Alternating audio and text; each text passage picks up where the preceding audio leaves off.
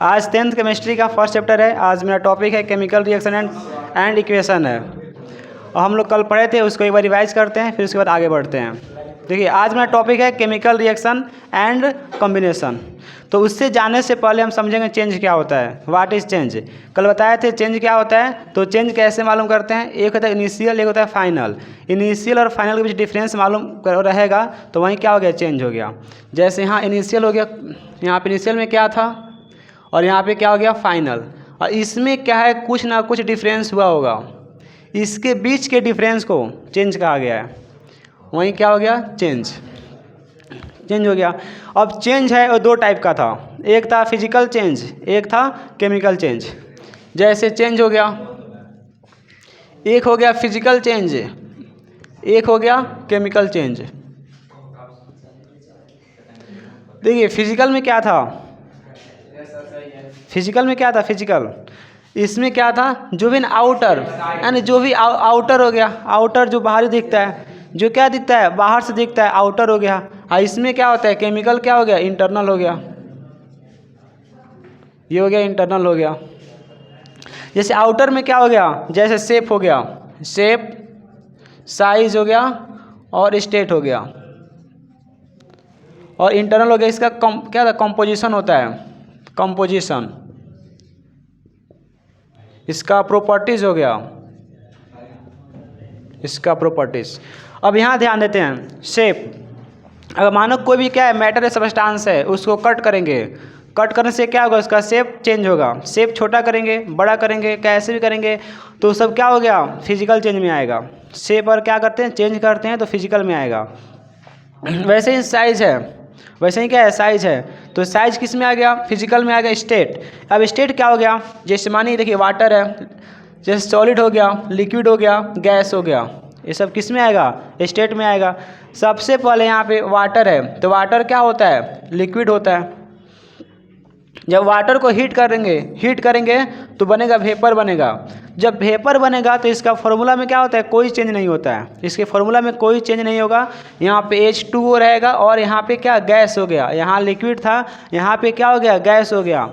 तो क्या physical change हो गया। अगर ये क्या होता है, इसके फॉर्मूला में हम चेंज करते हैं, फॉर्मूला में चेंज होता है केमिकल कॉम्बिनेशन, यानी कंपोजिशन में क्या होता है, कंपोजिशन इन बनावट में चेंज होता। जैसे बनावट में चेंज होता तो हम बोलते हैं केमिकल चेंज है, लेकिन ये क्या है, केमिकल नहीं है, क्योंकि यहाँ भी फॉर्मूला H2 है और यहाँ भी क्या है, H2O है।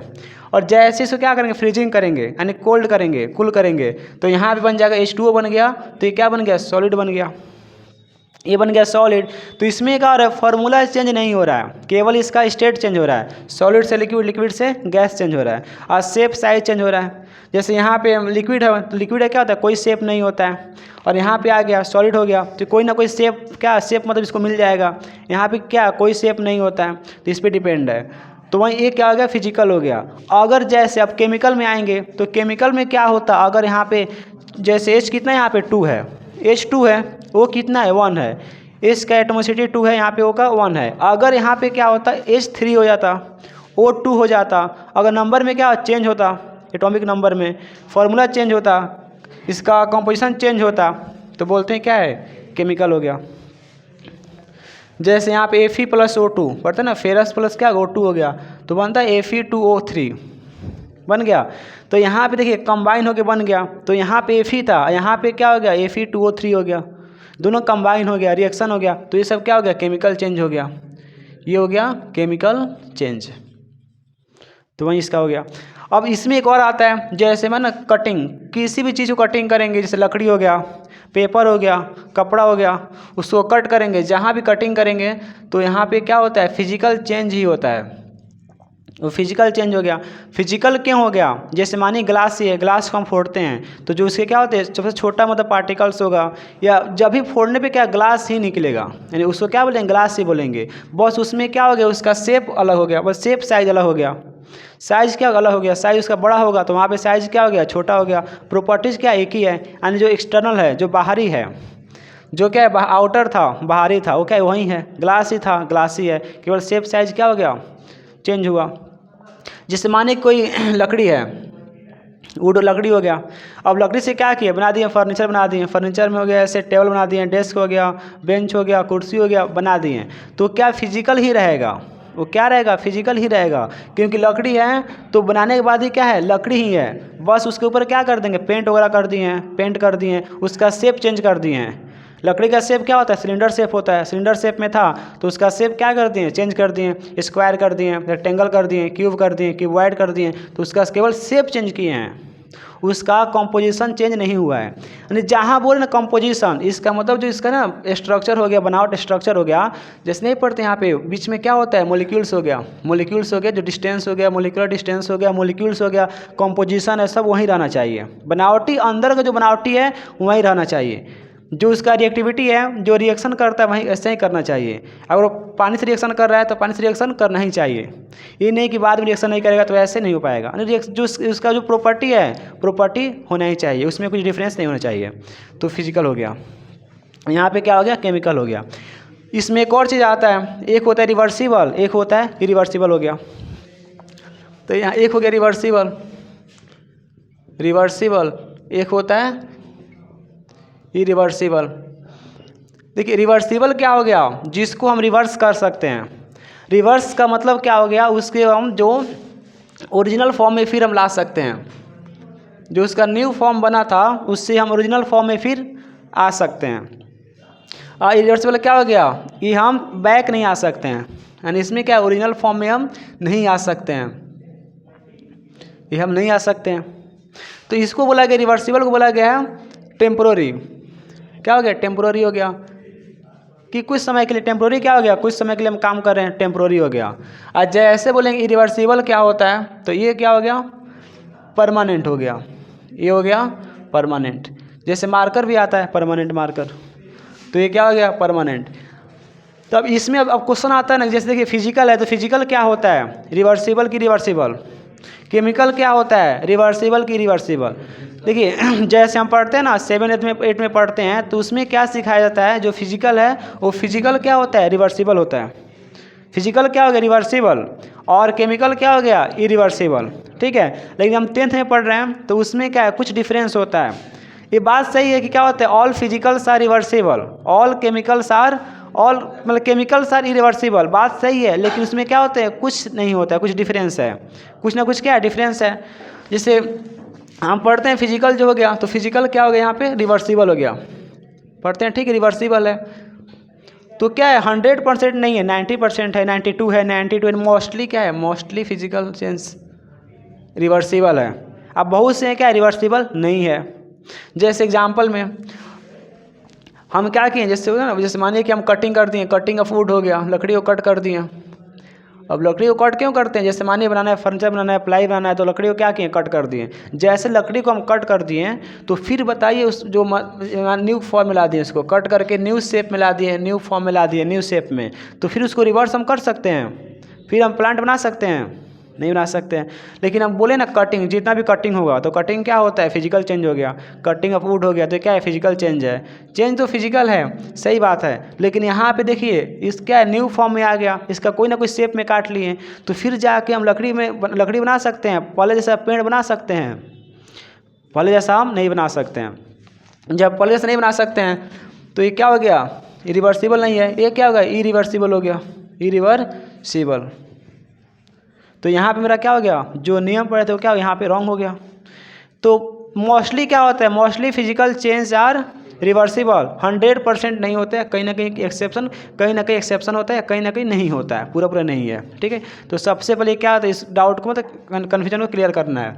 अब इसके बाद बोलते हैं केमिकल, हम बहुत बार पढ़ते हैं केमिकल क्या होता है, परमानेंट हो गया, केमिकल क्या हो गया, परमानेंट, सही है, लेकिन कुछ क्या होते हैं, परमानेंट नहीं होते हैं। अब केमिकल में एग्जाम्पल क्या होता है, इसमें जो एग्जाम्पल हो गया, जैसे राइपनिंग ऑफ फ्रूट हो गया, तो किसका एग्जाम्पल है, केमिकल का है। क्यों, जैसे राइपनिंग होता है तो उसके क्या होता है, राइपनिंग होता है तो उसके क्या हो गया, फार्मूला में चेंज हो गया, पहले से उसका क्या केमिकल प्रॉपर्टीज डिफरेंस हो गया, उसका केमिकल प्रॉपर्टी क्या हो गया, डिफरेंट हो गया राइपनिंग। जैसे ग्रोथ हो गया, जैसे हम लोग क्या है, ग्रोथ कोई मतलब ग्रोथ करता है, ग्रोथ ऑफ प्लांट हो गया, ग्रोथ ऑफ एनिमल हो गया, तो ये सब क्या होता है, केमिकल चेंज होता है। एक केमिकल चेंज होता है और एक क्या है, इरिवर्सिबल है, यानी परमानेंट है, रिवर्सिबल नहीं है। तो केमिकल चेंज हो गया। जैसे baking of roti, roti baking करते पकाते हैं तो क्या हो गया, केमिकल चेंज हो गया। जहाँ बर्निंग, जहाँ बोलेंगे बर्निंग करते हैं तो वो सब क्या हो गया, केमिकल हो गया। लेकिन ये क्या होता है, बर्निंग ऑफ कैंडल, जब कैंडल को बर्न करते हैं तो उसमें दोनों प्रॉपर्टी होता है।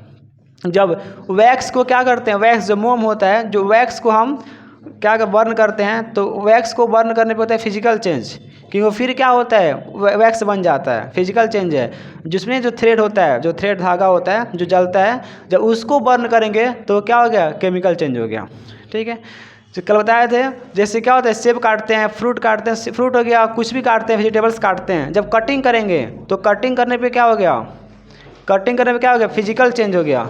ठीक है, अगर कटिंग करने के बाद क्या हो गया, नहीं तो कुछ समय बाद क्या होता है, ऑक्सीडाइज होता है। ऑक्सीडाइज क्या हो गया, एडिशन ऑफ ऑक्सीजन, ऑक्सीजन से मिल जाएगा, जुड़ जाएगा, और क्या होता है, उसका कलर चेंज हो गया। क्या हो गया, कलर चेंज हो गया, तो वहाँ हो गया केमिकल चेंज। जहाँ पे ऑक्सीजन आएगा वहाँ पे ऑक्सीजन आके ना उसको ऑक्सीडाइज कर देगा, तो बोलते हैं केमिकल चेंज। जैसे किसी चीज़ को जलने के लिए चाहिए ऑक्सीजन चाहिए, जलने के बाद क्या निकलता है, CO2 निकलता है। तो जहाँ बर्निंग है, बर्निंग ऑफ पेपर, ये सब क्या हो गया, ये सब इसमें आ गया, केमिकल चेंज में आ गया। तो अब इसमें बोलेंगे ये क्या होता है, रिवर्सिबल की रिवर्सिबल दोनों होता है, लेकिन मोस्टली क्या होता है, इरिवर्सिबल होता है। रिवर्सिबल कैसे होता है, जैसे पढ़े ना H2 + O2, तो यहाँ क्या बन गया, H2O, क्या बन गया, वाटर बन गया, H2O बन गया। जैसे H2 हो गया, O2 हो गया, बताए थे H जो होता है वो होता है, वो क्या होता है, डाई एटमोसिटी होता है, डाई एटमोसिटी। यानी हमेशा जब भी उसको केमिकल रिएक्शन में लेंगे तो उसमें क्या लिखते हैं, 2 लिखते हैं, 2 के मॉलिक्यूल्स में रहता है, यानी इंडिपेंडेंट नहीं रहता है, हमेशा क्या होता है, मॉलिक्यूल्स फॉर्म में रहता है। H2 + O2 क्या बन गया, H2O बन गया। तो ये क्या बन गया, इसका वहाँ पे बन गया, वाटर बन गया। ठीक है, लेकिन हम वाटर को है ना भी तोड़ सकते हैं। कैसे तोड़ सकते हैं, इलेक्ट्रोलाइसिस मेथड से उसको हम तोड़ सकते हैं, H+OH- में तोड़ सकते हैं, ब्रेक कर दिए। जब उसको हम तोड़ दिए तो ये क्या, रिवर्सिबल हो गया, उसको रिवर्स कर दिए, ये क्या, रिवर्सिबल हो गया। तो केमिकल चेंज क्या हो गया, रिवर्सिबल हो गया। तो ये दोनों हो गया। तो इसमें मेन पॉइंट यही है, फिजिकल क्या होता है, मोस्टली फिजिकल क्या होता है, इरिवर्सिबल होता है। क्या होता है, मोस्टली नहीं, मोस्टली फिजिकल क्या होता है, रिवर्सिबल होता है, उसको रिवर्स कर सकते हैं, उसको ओरिजिनल फॉर्म में ला सकते हैं। ठीक है, लेकिन कुछ ऐसे भी हैं जो क्या होते हैं, नहीं होते हैं, जो रिवर्सिबल नहीं होते, इरिवर्सिबल होते हैं। जैसे एग्जांपल में क्या होगा, जहाँ कटिंग हो गया, कटिंग करते हैं तो उसको वापस नहीं ला सकते हैं, तो इसमें आ जाएगा। केमिकल में क्या बताए थे, जितना भी केमिकल्स होते हैं तो मोस्टली केमिकल्स क्या होते हैं, इरिवर्सिबल होते हैं, यानी परमानेंट होते हैं। लेकिन कुछ ऐसे केमिकल रिएक्शन हैं जो क्या होते हैं, जो जिसको रिवर्स कर सकते हैं। एग्जाम्पल में क्या हो गया, वाटर को, जैसे H2 + O2 रिएक्शन बाद क्या बन गया, वाटर बन गया। तो वाटर को इलेक्ट्रोलाइसिस करके हम क्या बना सकते हैं, H+ और OH- में हम ब्रेक कर सकते हैं। वाटर क्या कर दिए, ब्रेक कर दिए। तो यहाँ पे फिजिकल चेंज और केमिकल चेंज कंप्लीट हुआ। अब पढ़ते हैं रिएक्टेंट क्या होता है, प्रोडक्ट क्या होता है, इक्वेशन कैसे बनता है और उसको बैलेंस कैसे करते हैं, उसके बारे में पढ़ना है। अब पढ़ते हैं रिएक्टेंट और प्रोडक्ट के बारे में। देखिए जैसे यहाँ देखिए, मानिए कि A लिख दिए, A + B, और यहाँ पे क्या हो गया, C हो गया। A + B में क्या बन गया, C बन गया। देखिए सबसे पहले क्या लिख दिया, एरो लिख दिए, यहाँ पे एरो हो गया। अब एरो के पहले क्या होता है, LHS हो गया, और यहाँ पे क्या हो गया, RHS हो गया। इसके पहले एग्जाम्पल क्या लिए थे, H2 + O2, एग्जाम्पल लेते हैं C + O2, तो ये क्या बन गया, CO2 बन गया। C + O2 क्या बन गया, CO2। यहाँ पे हम 2 नहीं लिखे हैं, 2 नहीं लिखे हैं, क्यों, ये क्या है, कार्बन क्या होता है, 2 के फॉर्म में नहीं, मोनो एटॉमिक होता है, नहीं सिंगल फॉर्म में होता है। तो C + O2 क्या हो गया, CO2 हो गया। अब जैसे देखो यहाँ पे, तो यहाँ पे जो देखो इसमें CO2 बनने में देखो CO2 बनने में कौन कौन यहाँ पे एटम लिया गया है, कौन कौन से एलिमेंट को लिया गया है, कार्बन और ऑक्सीजन। और देखो CO2 बनने में क्या है, CO2 बनने में क्या क्या लिया गया है, C + O2 लिए हैं, C + O2। जब C + O2 लिए हैं तो यहाँ पे क्या हो गया, जो लिए हैं उसको बोलते हैं रिएक्टेंट हो गया। इसका रिजल्ट, जो भी रिजल्ट आ गया वो क्या हो गया, प्रोडक्ट हो गया।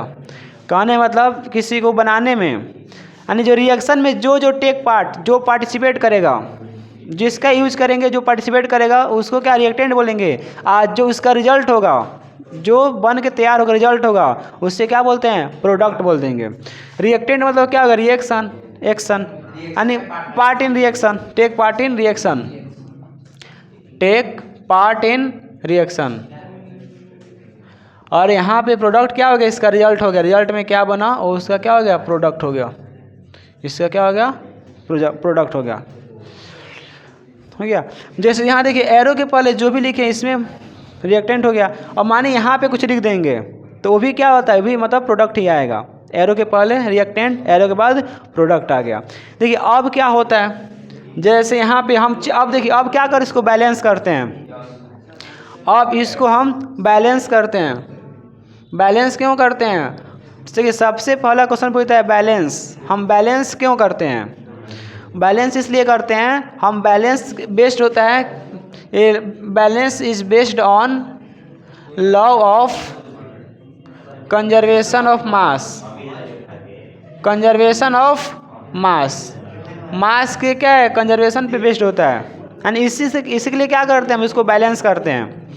जैसे मानिए अब बोलेंगे लॉ ऑफ कंजर्वेशन ऑफ मास क्या होता है, लॉ ऑफ कंजर्वेशन ऑफ मास क्या होता है, इसका अर्थ होता है कि देखिए किसी भी एटम को, नहीं एटम को बना सकते हैं नहीं इसको डिस्ट्रॉय कर सकते हैं, नाइदर क्रिएटेड नॉर डिस्ट्रॉयड, नहीं इसको बना सकते हैं नहीं इसको डिस्ट्रॉय कर सकते हैं। अब नहीं बना सकते डिस्ट्रॉय कर सकते हैं तो क्या होता है, कांस्टेंट रहता है, कंजर्व रहेगा, सुरक्षित रहेगा। जैसे मानिए देखिए C+O2, तो यहाँ पे C कितना है, 1 है, यहाँ पे C कितना हो गया 1, यहाँ पे O कितना है 2, यहाँ भी O कितना है 2, इसका मतलब यहाँ पे क्या है, बैलेंस है, यहाँ पे क्या है, बैलेंस है। जैसे लिख देंगे H2 + O2, तो ये क्या बन गया, H2O बन गया, बन गया। तो जो H2 + O2 क्या बन गया, H2O बन गया। तो एरो के पहले ये क्या हो गया, रिएक्टेंट हो गया, ये हो गया रिएक्टेंट, ये क्या हो गया, प्रोडक्ट। तो जब भी हमें बैलेंस चेक करना पड़ेगा तो हम क्या देखते हैं, देखिए देखेंगे रिएक्टेंट में जो भी एटम, जो भी एलिमेंट एक पार्टिसिपेट किया, जो भी उसमें भाग लिया है, तो उसका कितना एटम, कितने मॉलिक्यूल्स हैं, यानी उससे कितने एटम्स भाग लिए हैं। जब भी हम देखेंगे रिएक्टेंट में, प्रोडक्ट में, तो हम देखेंगे रिएक्टेंट में जो भी एलिमेंट भाग लिया है उसका कितना एटम भाग लिया है। आप प्रोडक्ट में देखेंगे कि उसका कितना एटम बना है, कितना एटम यहाँ पे आया है। तो सबसे पहले यहाँ देखेंगे H, तो H में कितना एटम है, 2 है। O में कितना एटम है, 2 है, हो गया। यहाँ पे एरो के पहले हो गया रिएक्टेंट में। अब जैसे आएंगे प्रोडक्ट में आएंगे, अब यहाँ देखेंगे H कितना है, यहाँ पे H कितना है 2, O कितना है 1। और हम क्या पढ़े थे कि देखिए जो रिएक्टेंट है, प्रोडक्ट है, इसका मास क्या होता है, कंजर्व रहेगा, इसके जो एटम होते हैं वो क्या होते हैं, कंजर्व रहेंगे, जो भी एटम एलिमेंट जो भी क्या होते हैं, कंजर्व ही रहेंगे। तो यहाँ रिएक्टेंट है तो H2 हो गया, O2 हो गया, तो यहाँ H2 O1, यहाँ पे H क्या है, कंजर्व है, यहाँ भी H2 है तो यहाँ भी H क्या है 2 है, लेकिन यहाँ पे क्या है O2 है, तो यहाँ भी O कितना, यहाँ पे O कितना है 1 है, 1 हो गया। ये क्या है, अनबैलेंस है। अनबैलेंस को बोलते हैं स्केलेटल इक्वेशन, स्केलेटल इक्वेशन, हाँ स्केलेटल इक्वेशन बोलते हैं। तो यहाँ पे क्या है, देखिए बैलेंस, ये क्या है, अनबैलेंस है, बैलेंस नहीं है, ये क्या है, अनबैलेंस है, हाँ अनबैलेंस है, ठीक है। यहाँ देखो ये क्या है, अनबैलेंस है, अनबैलेंस है। अब इसको बैलेंस करेंगे, बैलेंस इसलिए कर रहे हैं क्योंकि हम जान रहे हैं यहाँ पे O2 हो गया, 2 एटम लिए, तो यहाँ पे O1 क्यों हो गया, 1 नहीं होना चाहिए, 1 क्यों हो गया। हम तो पढ़े क्या, कंजर्व रहता है, तो कहाँ कंजर्व है, तो कंजर्व को कंजर्व करने के लिए इसी लॉ पे हम क्या करते हैं, उसको बैलेंस करेंगे। देखिए सबसे पहले क्या करेंगे, तो यहाँ पे O1 है तो इसमें 2 से मल्टीप्लाई करेंगे तो कितना हो गया, 2 हो गया। लेकिन देखिए अब इसमें ना हमें 2 3 जब भी मल्टीप्लाई करना होगा, नंबर्स लगाना होगा, तो हम क्या करते हैं, जो भी प्रोडक्ट हो गया, जो भी रिएक्टेंट हो गया, उसके आगे लगाते हैं, ऐसे एटम के रूप में लिखते हैं। और यहाँ लिखेंगे एटम हो गया, यहाँ क्या होता है, मॉलिक्यूल्स होता है। तो जब भी हम लिखेंगे तो इसके आगे लिखते हैं, फ्रंट में लिखते हैं, फ्रंट पे आगे लिखते हैं। तो यहाँ पे देखिए O कितना चाहिए, 2 चाहिए, तो यहाँ पे हम 2 लगा दिए, 2। जैसे 2 लगा दिए तो O तो 2 हो गया, लेकिन O के साथ क्या हुआ, H भी बढ़ गया, H कितना हो गया, 4 हो गया, H हो गया 4। अब यहाँ पे H क्या है 2, अब H क्या हो गया, अनबैलेंस हो गया। अब इसमें H में क्या कर देंगे हम, 2 से मल्टीप्लाई करेंगे, तो H कितना हो गया 4, हो गया 4। अब देखिए एच कहाँ पे है, यहाँ एच है, 2 से मल्टीप्लाई किए, अब यहाँ एच भी कितना हो गया 4। अब ये क्या हो गया, बैलेंस हो गया। अब इधर जितना रिएक्टेंट है, रिएक्टेंट मतलब एटम है, उतना ही क्या है प्रोडक्ट में एटम है, तो ये क्या हो गया, बैलेंस हो गया। जैसे और भी इसका एग्जाम्पल लेते हैं, जैसे H2 + Cl2 क्या बन गया, HCl। तो यहाँ H कितना हो गया 2, Cl कितना हो गया 2, यहाँ H कितना हो गया 1, Cl कितना हो गया 1। तो यहाँ पे भी क्या है, अनबैलेंस है, बैलेंस नहीं है, बैलेंस नहीं है। तो यहाँ पे हमें क्या करना है, Cl को 2 करना है, तो इसमें Cl में क्या कर देंगे, 2 से मल्टीप्लाई करेंगे, Cl भी क्या हो गया 2 हो गया। तो जब अब Cl यहाँ पे है, जब यहाँ पे 2 से यहाँ मल्टीप्लाई कर दिए तो Cl 2 हो गया, इसके साथ H भी क्या हो गया 2 हो गया। अब ये क्या हो गया, बैलेंस हो गया, ये क्या हो गया, बैलेंस हो गया। वैसे ही क्या बड़े बड़े इक्वेशन को बैलेंस करेंगे। तो कुछ यहाँ पे क्वेश्चन लिखते हैं, उसको बैलेंस करेंगे, और एक क्वेश्चन को बैलेंस करते हैं। बैलेंस के बारे में आगे पढ़ेंगे, उसके बारे में पूरा समझेंगे बैलेंस क्या होता है, लेकिन जब यहाँ पढ़ा रहे थे ना तो बोलेंगे बैलेंस करा के दिखा रहे हैं कैसे, क्यों बैलेंस करते हैं। जैसे देखिए यहाँ बैलेंस करते हैं, यहाँ के कितना है, के यहाँ पे 1 हो गया, Cl कितना है 1 है, O कितना है 3 है। हम रिएक्टेंट पढ़ रहे हैं प्रोडक्ट, इसलिए यहाँ पे एक बैलेंस करके देख रहे हैं, फिर आगे हम बैलेंस करेंगे। देखो यहाँ पे क्या हो गया, के हो गया, Cl हो गया, O हो गया, यहाँ पे के कितना हो गया 1 हो गया, Cl कितना हो गया 1 हो गया, O कितना हो गया 3 हो गया। यहाँ के कितना है 1 है, Cl कितना है 1 है, O कितना है 2 है। और बैलेंस करेंगे तो यहाँ पे क्या है, जो के है, के यहाँ पे 1 है, यहाँ भी के क्या है 1 है, यहाँ Cl 1 है, यहाँ भी Cl क्या है 1 है, यहाँ पे O 3 है, यहाँ पे O क्या है 2 है, 2 है। अब हम 3 है 2, इसको बैलेंस कैसे करते हैं, अगर हम क्या करेंगे 3 मल्टीप्लाई कर देंगे 2 से तो हो गया 6, यहाँ मल्टीप्लाई कर दिए 3 से, एक क्या हो गया 6 इक्वल हो गया। तो यहाँ पे O3 है तो मल्टीप्लाई कर दिए 2 से, कर दे मल्टीप्लाई 2 से। अब जैसे 2 से मल्टीप्लाई किए तो यहाँ भी क्या होगा, के में भी 2 से मल्टीप्लाई हो गया और Cl में भी 2 से मल्टीप्लाई हो गया। फिर यहाँ देखिए अब यहाँ पे क्या होगा, सबका नंबर बढ़ गया, यहाँ पे O केवल बैलेंस है, के बैलेंस नहीं है और Cl बैलेंस नहीं है। तो हम यहाँ पे क्या कर देंगे, यहाँ पे 3 लग गया और यहाँ पे क्या 2 लगा दिए, तो इसमें क्या हो गया, के भी 2 हो गया और Cl भी क्या हो गया 2 हो गया। ऐसे बैलेंस करते हैं, यानी इसका मतलब यही हुआ रिएक्टेंट और प्रोडक्ट। रिएक्टेंट प्रोडक्ट क्या करते हैं, जब रिएक्शन होता है तो हमें बैलेंस करना पड़ता है। हम बैलेंस इसलिए करते हैं क्योंकि हमें मालूम है क्या है, कंजर्वेटिव मास ऑफ लॉ, मतलब law of conservation mass of mass को इक्वल करते हैं, यानी मालूम है ना conservation law of mass, conservation law of mass, law of mass. इसका मतलब क्या, देखिए जब भी रिएक्शन होता है, जब भी रिएक्शन होगा तो उसमें एटम नहीं बनता है, neither be created nor destroy. तो इसलिए क्या करना पड़ता है, हमें बैलेंस करना पड़ता है, तो इसलिए इसको क्या करते हैं, बैलेंस करते हैं।